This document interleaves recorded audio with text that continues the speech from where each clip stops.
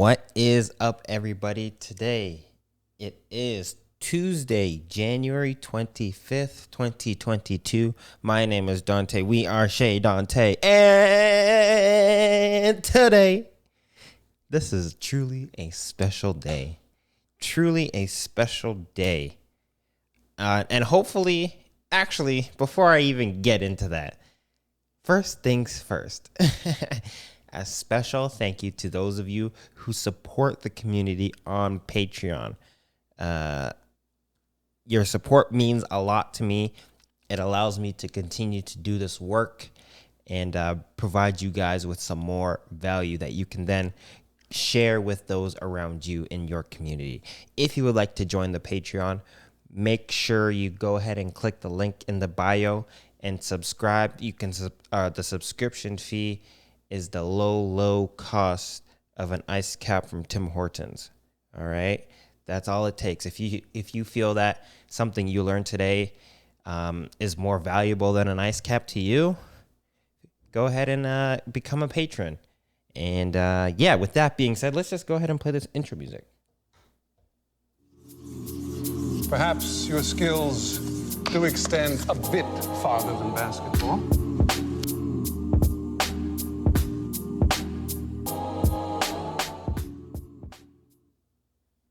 All right. So as I was saying, today is one of those days, and I hope to be able to create these days in the future for you, the listeners. But with that being said, let me explain why today is so special. It's one of those days, like I was saying. So today, well, maybe yesterday, but specifically today, the Joe Rogan podcast released a special episode. This episode that they did today is with Joe Rogan and Jordan B. Peterson. Ooh! If you know who Jordan Peterson is, and if you've read his books, maybe watch some of his lectures online, seen previous podcasts, seen previous episodes of Jordan Peterson on the Joe Rogan podcast, you know why today is such a special day. And I've only listened to 20 minutes of the episode so far. And what's great about this time around, it's that it's 4 hours long. Woo, woo, woo. And this is what I mean, I hope to be able to create, this platform to where when I start to have these guests and have these special guests that you guys have been looking forward to see or looking forward for them to come back on the episode, you guys are going to be excited. It's going to be an event, like I've been listening to the Joe Rogan podcast for a long while now. And I remember, a few years back, people used to book like time off work, right? People would like call in sick on special days when, people were like, for instance, the Randall Carlson episode, the Grant Hancock episode, like people would literally book off time from work because back then he would record these episodes live. So they would book off time from work just to watch those podcast lives because they know that there's so much knowledge and wisdom that's going to be exchanged. And that's exactly how I feel about today's episode with regards to the Joe Rogan podcast, but also because they're going to be talking about exchanging ideas. I have 2 books here with me, both recommended by, the first book I have here is 12 Rules to Life, An Antidote to Chaos, written by Jordan B. Peterson. And then the second book I have is The 4 Agreements. This one is written by Don Miguel Ruiz. And I'm just going to be talking about the bullet points that these books really talk about. So I'll go through the 12 rules, and then I'll also go through the 4 agreements. And that should give you the 16 something for something. I don't know. I thought it was a cool number. Anyways. So yeah, like I said, the reason this is significant is because these two gentlemen, Joe Rogan and Jordan Peterson, I believe are almost like, to me, but in just like what's been going on with this world. That sounds like such a cliche statement. What's going on in the world, blah, blah, blah. But these guys are on the forefront of like expanding thought, expanding knowledge, challenging new ideas, challenging old ideas, taking what you learned in the past and then transposing that across your future and say, oh, maybe, what, I saw this in the past and I think I'm starting to see this happening in the future and stuff of that nature. So to pay homage to these two great gentlemen, I will first go by reading the 12 rules. And then because I've read this book, I might give like a little bit of a summary on each rule. Like, not to say that I'll give a summary on the whole chapter, but I'll try to explain to the best of my knowledge off the top of my head what each rule means to me, but also what it can represent. And maybe also what it talks about in the chapter, but not too detailed. And then I'll go ahead and do the same thing with the 4 agreements. Now, specifically these 2 books, because they both, once again, these books are like, these books are like paradigm shifting. So they can change the way you just look at things, So after reading this book, it's almost like you can't go back to looking at things the same way that you used to. And obviously for me, like, I find that to be very good because now I'm always, I'm always looking forward. I'm always looking ahead. I'm always excited for the future.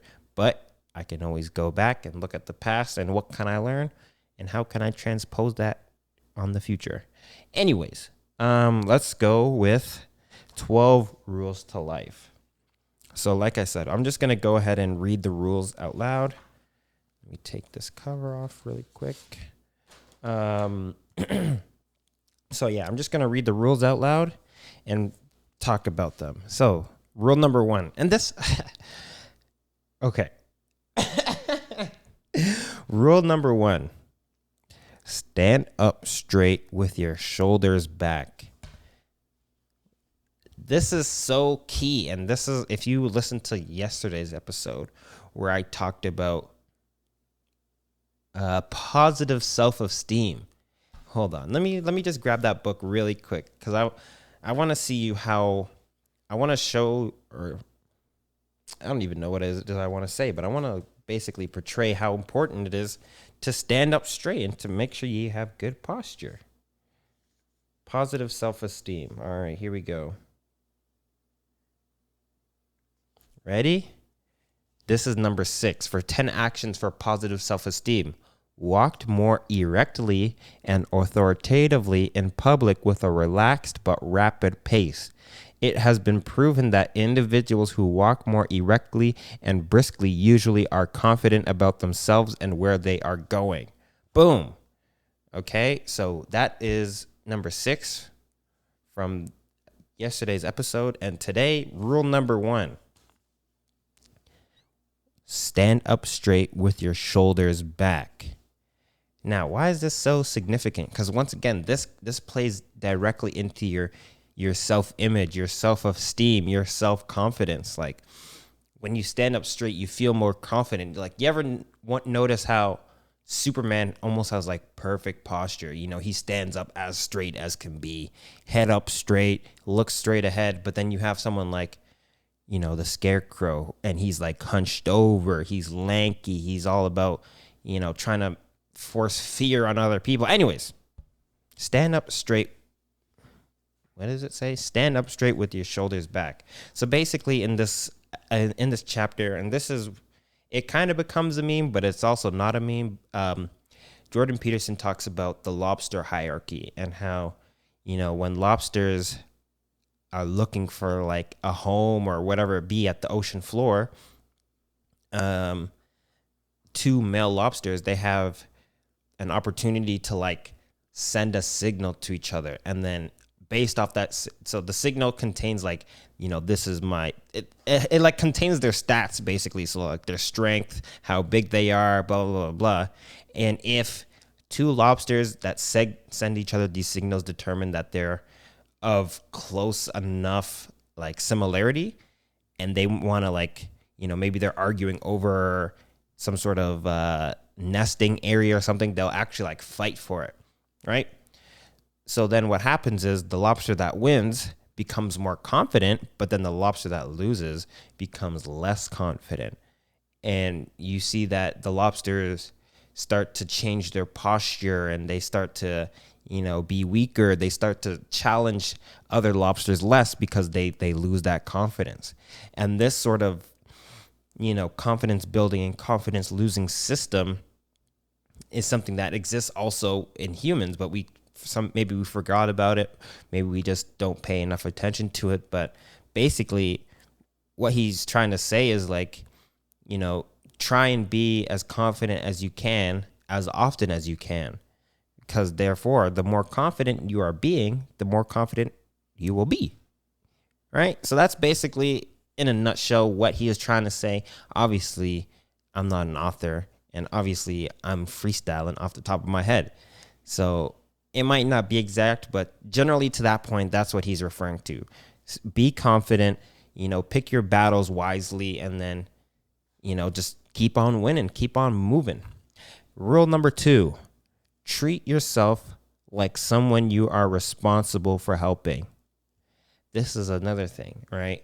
In this chapter, he talks about how people are more likely to make sure that their dog takes their prescription rather than they themselves take their prescription.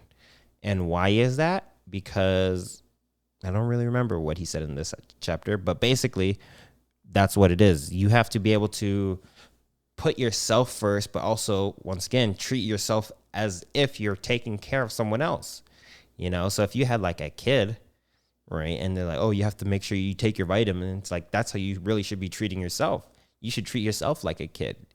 Take your vitamins. Did you go to the gym today? Did you finish the work you had to do? Like, the stuff of that nature. If you're able to almost see yourself in that perspective, you can get a lot accomplished, but then you could also help yourself. Rule number 3, make friends with people who want the best for you. Whew.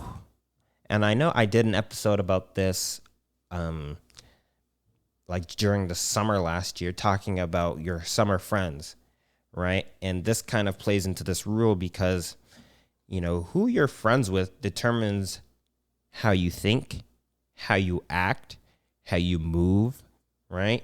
If you're always hanging around with people that maybe they're low confidence, they don't really like to do things, they maybe stay inside, they play video games. Not saying video games are bad. I love video games.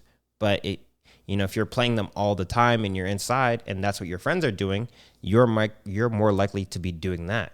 But say you have friends that, they go outside. You have friends that go hiking. You have friends that you are thinking about, I want to start a business, or maybe I want to do this. You're more likely to be that because that's what you're seeing around you. That's what your environment is showing you. And the reason I, did that episode about, your summer friends, because it only takes one summer to like completely change your life. You can have one summer where you hang around with the wrong crowd and then you go to jail. Now you have a record. It's that easy. Or you can have the friends that, maybe they want to be some sort of famous artist, and then you're hanging around with them over the summer, and then they start to blow up, and, you're really grateful for them and they're happy. But then also, these people that you want to be friends with, right? You want them to also to want to be your friend as well. So you want to have them want you to be there. Because if you're somewhere where nobody wants you, you're going to feel that, and you're going to feel not welcome. You're going to feel like you have to alter yourself. You're not going to be able to be your most true self, your most authentic self. But if your friends actually want you there, they want you there for you, right? So it just almost makes it easier for you to just be yourself, because that's why they want you there. And also, maybe sometimes some people might have some friends that want you there just so they can make fun of you and whatnot. But what you really want are those friends that want you there. What does it say? Make friends with people who want the best for you. All right. So if they want you there and they want what's best for you, I mean, that's all you could really ask for. Rule number 4, compare yourself to who you were yesterday, not to some Ugh, that's hard. Compare yourself to who you were yesterday, not to who someone else is today. Once again, this is that me versus me mentality, right? Because you don't really know what work other people put in to get to where they are today. However, you do know the work that you put in yesterday. So if you're able to just maybe put in a little bit more work today than you did yesterday, or maybe a little bit better work than yesterday, then you're progressing. You know, you're gonna feel better. You're gonna kind of move the needle in the positive direction. Rule number 5: do not let your children do anything that makes you dislike them. I mean, that's kind of self-explanatory. You don't want to, you know, I don't even know how to put this. Like, don't let your children be annoying or be those kids that annoy you, because then chances are those same kids are going to be the ones annoying other people. And then on top of that, you're not even going to like your own kids. So definitely keep that in mind, you know. Don't let your children do anything that makes you dislike them. Rule number 6: set your house in perfect order before you criticize the world. This is a big thing. This is one of Jordan Peterson's, number one rules. Clean your room, clean your room, clean your room, clean your room, clean your room. This is something that I've also tried to implement personally in my life. Like I had like a goal for myself to say, like, I'm not even allowed to leave the house until I make up my bed and make sure everything looks good. Right? Like, so don't even start your day until that has been taken care of. Right? And why do you want to do that? Because one, it helps with discipline, but two, you focus on your own sort of internal problems. You focus on, okay, why do I keep leaving this mess right here on the floor? Why don't I just put everything in the laundry basket, or things of that nature? And then when you start working on yourself, you start cleaning your room, right? Your bedroom can also be seen as a metaphor, right? So maybe you have some bad thought habits that you have. Maybe you should clean those up before you start going around talking about, oh, this person's not good, this person's doing that wrong. But then again, they haven't really done the work on themselves. They haven't cleaned their room. They haven't put their house in their own perfect order before criticizing someone else. And this is also like, think of the saying, people who live in glass houses shouldn't throw stones, right? People that are throwing stones in glass houses, I mean, you don't want to be doing that. So you should fortify your house. It should be made out of whoopsies. Did I break the mic? Nope. Okay. You should fortify your house, maybe make it out of cobblestone or metal, concrete, whatever it may be. But, once again, I'll just read it around. Set your house in perfect order before you criticize the world. Rule number 7. Oh, man, this mic is going crackly right now. Rule number 7. Pursue what is meaningful, not what is expedient. I don't really remember this rule too much, but pursue what is meaningful kind of speaks for itself, What comes to mind for me is like, you'll often hear about people that when they're older, they're talking about, oh, I always wanted to blah, blah, blah, blah, blah. I wanted to be an artist, but, art doesn't pay the bills, so I became a lawyer. But then, while they're being that lawyer for the money, they're not really that happy, because that whole time they just want to be an artist, right? So possibly, if I remember correctly, maybe I'm just making something up, but pursuing something meaningful can, allow yourself once again to be free to do what it is you want, and not bog yourself down with extra responsibilities, even though they may provide you with money. What good is money if you're not even going to be happy spending it, aside from, getting your basic necessities covered? Rule number 8. And this rule right here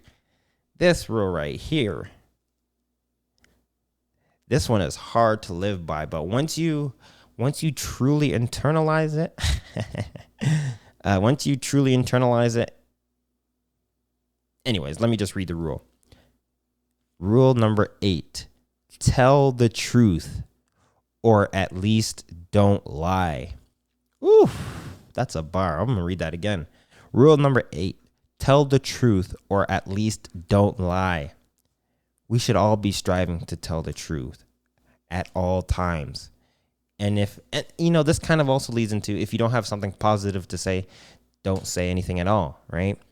Because when you lie, you then have to remember that lie. And now you're using mental energy trying to remember the lie, or maybe you have to act a certain way because maybe you lied about, oh, you know what, I make this much money, blah, blah, blah, blah. And now for the next 3 years, you now have to pretend that you actually make that much money, right? So now you're spending your paychecks, even though you don't make that much. You're spending your paychecks on Gucci belts and all this stuff, lying that you make this money when in fact you don't. Whereas if you had just been honest, being like, yeah, I don't buy Gucci stuff and I'm not rich like that, but I'm still like, I'm not struggling. You know what I mean? Like, just tell the truth. And if you have nothing nice to say, don't say it. This like I said, this is a very good rule. I know, like, me personally, trying not to, I basically try and tell the truth once again as often as I can, because when I lie, or not when I lie, because like I said, I don't really lie, but lying makes me feel sick, like maybe it's most people, lying makes them feel sick, but then they just kind of deal with that sickness. I'd rather just tell the truth, like I'd rather deal with that short-term pain, like of saying something that maybe other people don't agree with, but at least I don't have to lie and keep that pain in my head. All right. Number 9. Assume that the person you are listening to might know something you don't. Whew. Another bar. All right. If you're listening to somebody, all right, let me read that again. Assume the person that you are listening to might know something that you don't. If someone is telling you something, right, and maybe you feel like you need to interject about something because you feel like you know more, or maybe you just feel like, maybe they're getting something wrong. But at the same time, you should really let them finish, or don't, blurt in with something that they might have been just about to talk about. All right. And then, yeah, that's the rule. I don't really remember too deeply, but assume that the person, yeah. So also, this can also be like, if someone's telling you something, say someone, for instance, is gossiping or, something like that, and then you say something about someone, but they already know, but they didn't know that you like gossiped about that person, right? So now that person that you were just talking to is going to start to look at you at a different way because of how you spoke about this one person. Now, that's something that, they know something that you don't. Maybe, you might gossip about somebody, but then the person you're gossiping to actually knows why that person might be in that situation that you're talking about. You never know. So with that being said, keep your lips sealed and tell the truth. Number 10, be precise with your speech. Ooh, this is something that I struggle with, as you can tell. Be precise with your speech. Not to say that I struggle with, I'm going to say I'm currently working on it. Kind of saying only what needs to be said and not going on to such long or run-on sentences, or trying not to, include big words that don't need to be added and stuff of that nature. Like for me, like trying to be as short, concise, there's concise, I don't need to use that word, but short, and right to the point, be precise with what I'm saying. And when you do that, people are able to understand you better because there's no like fluff around what you said. You said exactly what you intended to say, and you said what you intended for them to hear. Now, how they interpret that, it's up to them, but at least you were precise in what you said, so there is no misunderstandings. Rule number 11. Do not bother children when they are skateboarding. So this rule basically talks about how, let kids be kids. If their kid is, trying something and, might be a little bit dangerous for your eyes, but it seems like they're having fun, let them do it. As long as they're being dangerous in like a careful setting, like that's fine. And that's really what this chapter talks about. It's like, don't be the parent that doesn't let your kid do anything. Like, don't be like a helicopter parent, but if they're skateboarding, let them skateboard. If they want to go out, let them go out. Because that's the only way they're going to truly learn or get these sort of experiences, by trying out new things. Maybe, they're skateboarding and then they injure their elbow, they're going to learn what not to do next time. Oh, I don't want to injure my elbow like that. So they're going to maybe try to do whatever injured them the first time differently. Or maybe they're like, you know what? I was trying to learn to skateboard. I wasn't getting it. Now I injured my elbow and blah, blah, blah, blah. I'm just going to stop skateboarding now. That's also another option. But let the children decide that for themselves. Don't decide it for them. And lastly, number 12, pet a cat when you encounter one on the street. Now, this one is a little bit harder to put into practice, but it's not so much about really petting the cat, although you should, if you do see a cat, pet it. I can't pet a cat because I'm allergic to cats. But basically what this says is like, whenever you see the opportunity to do something nice or just, be that sort of sunshine for someone else, take it. It's not going to really hurt you, but, if you can do it in like 2 seconds, just go ahead and do it. Pet the cat. If you see a good opportunity to be nice, just be nice and go about your day. So, obviously, I butchered most of these rules, but if you feel like you're able to apply some of these rules, or you kind of like, the sounding of these rules, and you should maybe, if you like the sound of these rules and maybe you'd like to learn more, I would definitely recommend picking up Jordan Peterson's 12 Rules to Life, an antidote to chaos. So that is the first book. And then quickly, I'm going to switch over to the 4 agreements and talk about the 4 agreements.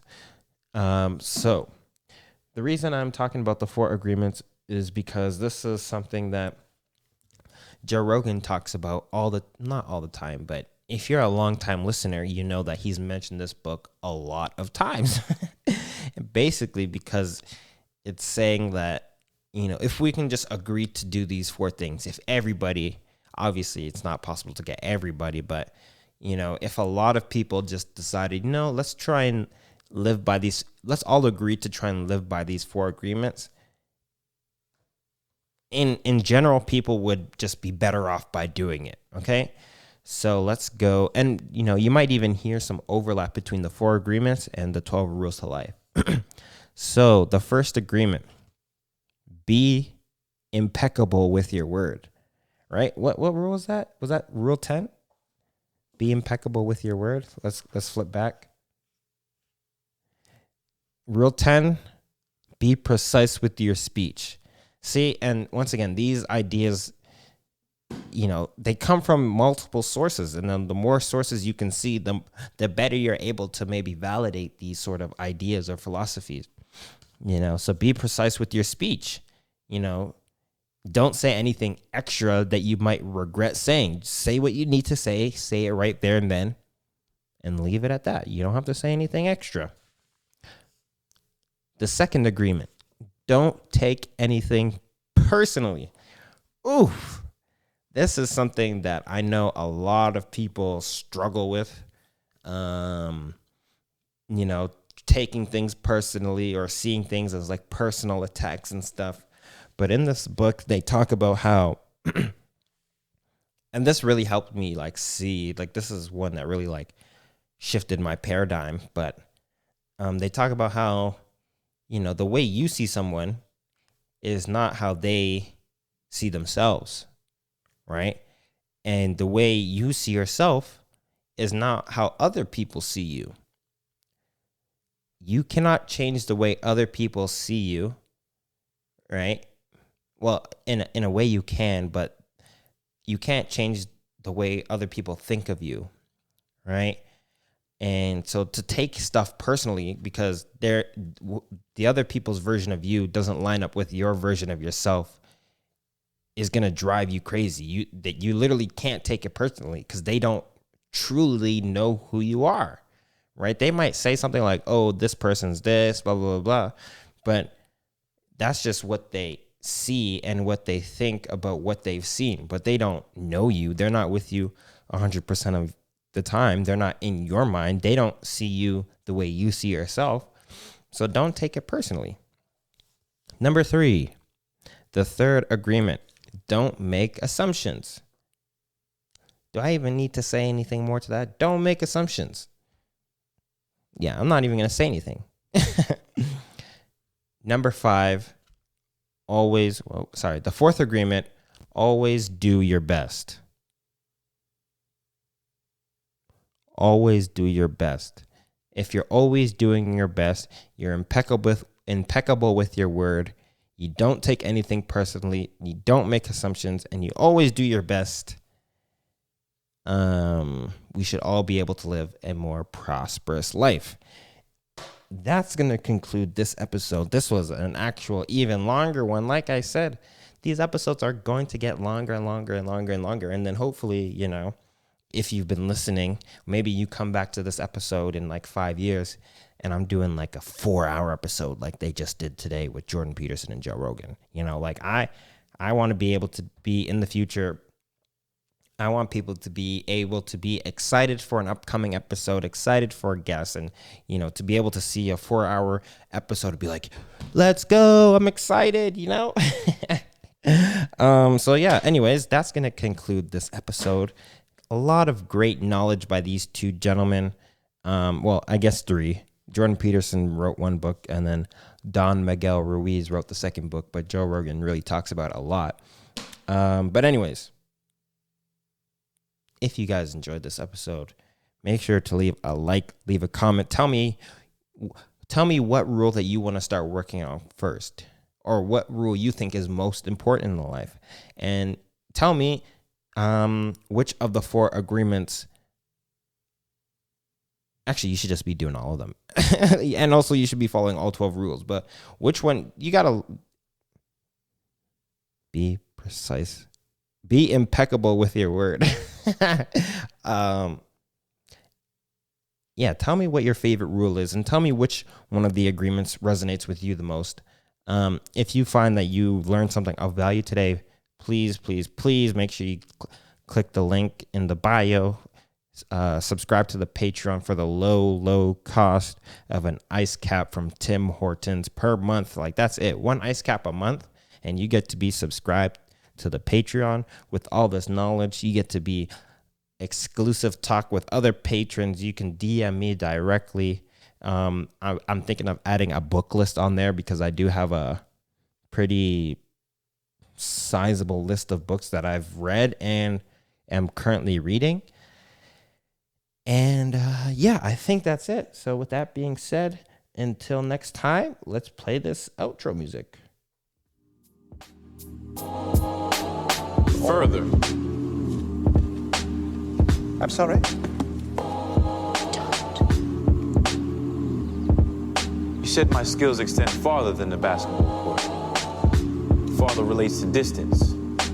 Further is a definition of degree. You should have said further.